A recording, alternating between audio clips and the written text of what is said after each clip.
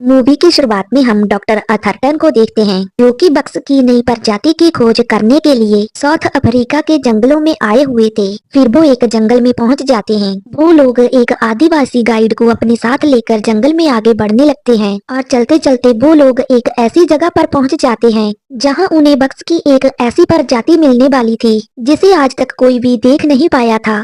फिर जो लोग वहां पर धुआं करने लगते हैं। धुएं की वजह से वहां के आसपास के बक्स नीचे गिरने लगते हैं। फिर जो लोग उन बक्स को इकट्ठा कर लेते हैं और जब जो लोग वहां से निकलने लगते हैं तो वहां का एक स्पाइडर इनके सामान के अंदर चला जाता है। फिर हम डॉक्टर के कैमरामैन जेरी को देखते हैं, जिसे काफी तेज बुखार हो रहा था, इसीलिए वो टेंट के अंदर आराम करने आ जाता है। टेंट के अंदर वो पानी पीकर सो जाता है। फिर वो सामान के अंदर आया हुआ स्पाइडर उसे काट लेता है, जिससे जेरी की वहीं पर मौत हो जाती है। उसे देखकर डॉक्टर को लगता है कि शायद जे बुखार से मारा गया है। वो उसकी बॉडी को एक बक्से में पैक करके उसके घर के लिए भेज देता है। वो स्पाइडर भी जेम्स की बॉडी वाले बक्से के अंदर चला जाता है। फिर उस बक्से को एक छोटे से गांव के मुर्दा घर में लाया गया। फिर जब उस बॉक्स को खोला जाता है तो हम देखते हैं कि जेरी की डेड बॉडी की हालत बहुत खराब हो चुकी थी। फिर वो स्पाइडर भी उस बॉक्स से बाहर निकल जाता है। अभी उस स्पाइडर को एक कौवा उठाकर ले जाता है। वो स्पाइडर उस कौवे को भी काट लेता है और वो कौवा भी मारा जाता है। वो स्पाइडर कौवे के साथ एक पुराने घर के पास गिरता है, जहाँ पर रोज और मॉली की फैमिली रहने के लिए आई थी।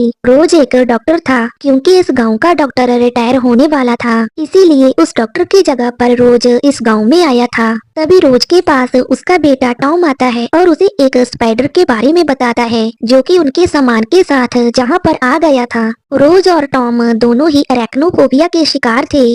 अरेक्नोफोबिया एक ऐसी बीमारी है जिसके होने पर इंसानों को मकड़ी से डर लगने लगता है। रोज की पत्नी मॉली उस छोटे से स्पाइडर को उसी पुराने घर में छोड़ने के लिए चली जाती है, जहाँ पर जेरी के बक्से में आया हुआ स्पाइडर भी मौजूद होता है। फिर अगले दिन जब रोज गांव के पुराने डॉक्टर के पास पहुंचता है तो वो डॉक्टर रोज से कहता है कि मैं अभी रिटायरमेंट नहीं ले रहा हूँ। उस डॉक्टर की ये बात सुनकर रोज बहुत परेशान हो जाता है, क्योंकि वो जहाँ काम करने के भरोसे अपनी पूरी फैमिली को लेकर जहाँ पर आ गया था। क्योंकि कुछ दिन पहले ही उस डॉक्टर ने रोज को अपनी रिटायरमेंट के बारे में बोला था। अब रोज उसकी ये बात सुनकर बहुत परेशान हो जाता है और जब रोज उसके कैबिन से बाहर आता है तो उसे बाहर एक पुलिस ऑफिसर मिलता है, जो कि उसकी गाड़ी नो पार्किंग में खड़ी होने की वजह से उसका चालान कर देता है। तभी वहां पर मार्गरेट आकर उस चालान को फाड़ देती है। वो कहती है कि ये हमारे टाउन के नए डॉक्टर हैं, इसीलिए इन्हें इस जगह के बारे में ज्यादा जानकारी नहीं है। फिर वो डॉक्टर रोज को अपने साथ अपने घर चलने के लिए कहती है। वो उसको बताती है कि डॉक्टर सैम ने मेरा इलाज करने से मना कर दिया है, इसीलिए मैं चाहती हूँ कि तुम मेरा इलाज करो। उसका इलाज करने के लिए डॉक्टर रोज तैयार हो जाता है। फिर घर पर पहुंचकर रोज अपनी पत्नी को डॉक्टर सैम के बारे में बताता है। उसकी पत्नी मॉली भी इस बात से काफी परेशान हो जाती है, लेकिन रोज अपनी पत्नी को दिलासा देते हुए कहता है कि तुम फिक्र मत करो, सब कुछ ठीक हो जाएगा, क्योंकि हमारे पास अभी भी एक पेशेंट है। फिर अगले दिन जब मार्गरेट रोज के पास पहुंचती है तो रोज उसे बताता है कि आपका ब्लड प्रेशर नॉर्मल से थोड़ा ज्यादा है, लेकिन फिर भी वो कंट्रोल में है, इसीलिए तुम्हें सैम डॉक्टर की जे दी हुई दवाई लेने की कोई जरूरत नहीं है। फिर मार्गरेट रोज को कहती है कि मैं एक पार्टी करने वाली हूँ, इसीलिए वो रोज को भी इनवाइट कर लेती है। फिर मार्गरेट वहाँ से चली जाती है। फिर दूसरे सीन में हम मॉली को देखते हैं, जो कि उसी पुराने घर में गई हुई थी। उसे वहाँ पर स्पाइडर के बहुत सारे जाले दिखाई देते हैं, जिन्हें देखकर वो काफी हैरान हो जाती है। वो उन बड़े बड़े जालों की पिक्चर भी क्लिक करती है। फिर वो अपने घर आकर डिनर करने लगती है और अपने पति रोज से मार्गरेट के बारे में पूछती है। रोज उसको बताता है कि वो बहुत अच्छी है, वो कल पार्टी करने वाली है और उसने मुझे भी इनवाइट किया है। ये सुनकर मॉली काफी खुश हो जाती है और फिर वो रोज को उस पुराने घर के जालों के बारे में बताती है और वो उसे उन जालों को देखने के लिए कहती है, लेकिन रोज इस बात से मना कर देता है, क्योंकि वो मकड़ियों से बहुत डरता था। लेकिन मॉली उसे समझाती है। मॉली के जिद करने पर वो उसके साथ उस पुराने घर में चला जाता है। जब उन जालों को देखने के लिए रोज सीढ़ी पर चढ़ता है तो वो डरकर नीचे गिर जाता है और वो डरकर वहां से भाग आता है। और फिर हम देखते हैं कि उस स्पाइडर ने उस जगह पर बहुत सारे अंडे दे दिए हैं। फिर दूसरे सीन में हम मार्गरेट के घर का सीन देखते हैं, जहां पर पार्टी चल रही थी। पार्टी में आए हुए बहुत सारे लोग डॉक्टर रोज को बहुत पसंद कर रहे थे और ये चीज डॉक्टर सैम को बिल्कुल भी पसंद नहीं आ रही थी। फिर दूसरे सीन में हम देखते हैं कि उन अंडों से सभी स्पाइडर बाहर आ जाते हैं। वो सभी स्पाइडर उस घर से निकलकर टाउन की तरफ बढ़ने लगते हैं। उन स्पाइडरों में से एक स्पाइडर मार्गरेट के घर के अंदर पहुंच जाता है।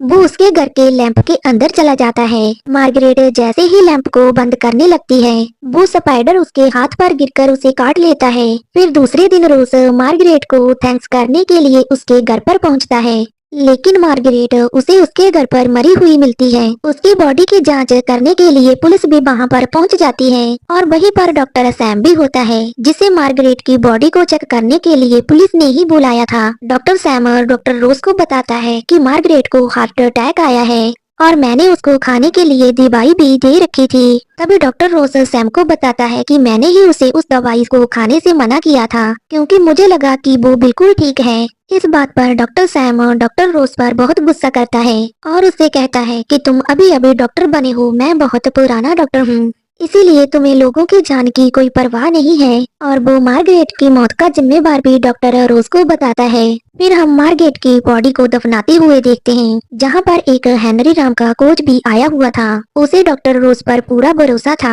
इसीलिए वो डॉक्टर रोज को अपनी जिम में बुलाता है। इस बात से डॉक्टर रोज भी बहुत खुश हो जाता है। फिर डॉक्टर रोज उसकी जिम में जाकर वहाँ के सभी प्लेयर को एक एक कर चेक करता है। फिर वो सभी खिलाड़ी गेम खेलने लगते हैं। तभी एक स्पाइडर बॉब नाम के एक खिलाड़ी के हेलमेट में छुप जाता है और जब वो खेलने के लिए हेलमेट पहनता है तो वो स्पाइडर उसे काट लेता है और वहीं पर उसकी मौत हो जाती है। उसकी मौत से वहाँ के लोग काफी हैरान हो जाते हैं। फिर जब डॉक्टर रोज और मॉली अपने घर पर पहुँचते हैं और उनको अपने बच्चे काफी उदास लगते हैं, वो लोग उनकी उदासी की वजह पूछते हैं तो वो बताते हैं कि हमारे पापा को सभी लोग डॉक्टर डेथ के नाम से बुला रहे हैं, क्योंकि अब तक वो जिसका भी डॉक्टर बना था उसकी ही मौत हो गई थी। इसी बात को लेकर दूसरे बच्चे उनके बच्चों को चिढ़ा रहे थे। फिर हम डॉक्टर सैम को देखते हैं जो कि एक्सरसाइज कर रहा था और तभी एक स्पाइडर उसके बूट में आकर छुप जाता है और जैसे ही डॉक्टर उस बूट को पहनता है तो वो स्पाइडर उसे काट लेता है। लेकिन उस मकड़ी को भागते हुए सैम की वाइफ देख लेती है। मकड़ी के जहर से डॉक्टर सैम की हालत खराब होने लगती है, इसीलिए उसकी पत्नी डॉक्टर रोज को फोन करती है।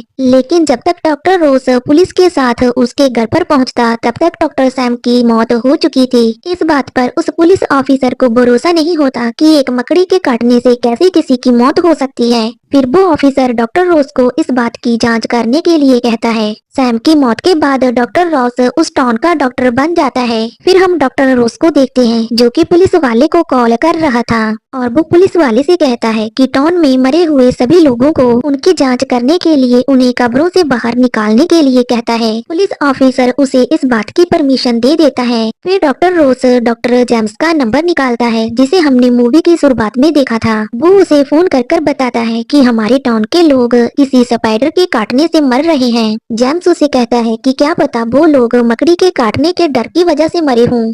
और जब डॉक्टर रोज उसे टाउन का नाम बताता है, उसे याद आता है कि उसका कैमरामैन जेरी भी इसी टाउन का था। फिर वो डॉक्टर रोज की मदद करने के लिए तैयार हो जाता है। फिर वो अपने एक असिस्टेंट क्रिस को रोज के पास भेजता है। इसके बाद क्रिस रोज के साथ मिलकर कब्र से निकाली हुई बॉडीज को चेक करता है। फिर रोज क्रिस को स्पाइडर के बाइट मार्क को भी दिखाता है, जिसे देखकर क्रिस भी काफी हैरान हो जाता है और वो कॉल कर डॉक्टर जेम्स को बता देता है। वो उसे तुरंत ही जहाँ पर आने के लिए कह देता है। फिर डॉक्टर जेम्स भी उस टाउन में आने के लिए मान जाता है। फिर डॉक्टर रोज, क्रिस और एक पुलिस ऑफिसर डॉक्टर सैम के घर पर पहुंचते हैं, जिसके बाद वो सभी लोग उस स्पाइडर को खोजने लग जाते हैं। उन लोगों को स्पाइडर घर के अंदर नहीं मिल रहा था, लेकिन जब वो पुलिस ऑफिसर एक पैकेट को चेक करता है तो उसे उसमें एक मरा हुआ स्पाइडर मिलता है, जिसे देखकर वो बहुत डर जाता है। लेकिन जब क्रिस उस स्पाइडर को देखता है तो वो कहता है कि हमें इस पर रिसर्च करने के लिए ये स्पाइडर जिंदा चाहिए। जब क्रिस और रोज स्पाइडर को ढूंढ रहे थे तो एक स्पाइडर क्रिस पर हमला करने की कोशिश करता है, लेकिन वो उसके हमले से बच जाता है और क्रिस उसे जल्दी से जिंदा पकड़ लेता है।